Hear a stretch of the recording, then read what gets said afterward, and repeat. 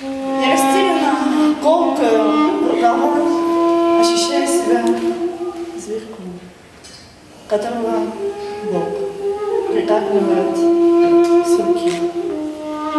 Вот тогда я смотрю на него в упор, сквозь пробелы всех потолков, и бесхитростно носом макаюсь в ладонь опять.